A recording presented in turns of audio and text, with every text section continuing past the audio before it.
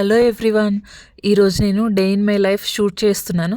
Because year ending last day కదా, గుర్తుండడం కోసం అని చెప్పేసి షూట్ చేస్తున్నాను. ఫస్ట్ నేను ఇక్కడ రాగి జావ ప్రిపేర్ చేస్తున్నాను మా పాపకి.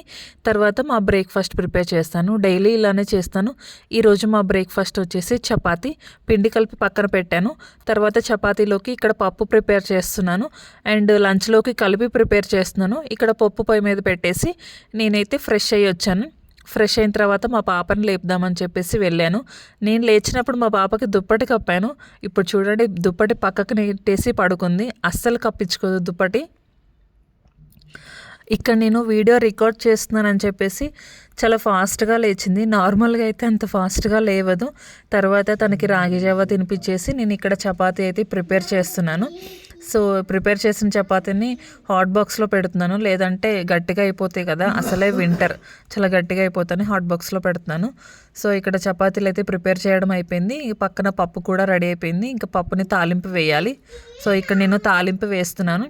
తాలింపు వేసిన తర్వాత నేను కూడా బ్రేక్ఫాస్ట్ తినేసిన తర్వాత మా పాపకు పెడతానండి. ఎందుకంటే ఆల్రెడీ తను రాగి జావ తినేసింది కదా. ఫస్ట్ నేను బ్రేక్ఫాస్ట్ చేసి తనకు తినిపించేసి ఇక తనకి స్నానం కూడా చేయించానండి. తను ఫ్రెష్ అయిపోయింది. ఇక ఆ తర్వాత నేను ఎడిటింగ్ వర్క్ అది ఉంటే చూసుకున్నాను. ఈలోపు లంచ్ టైం అయిపోయింది.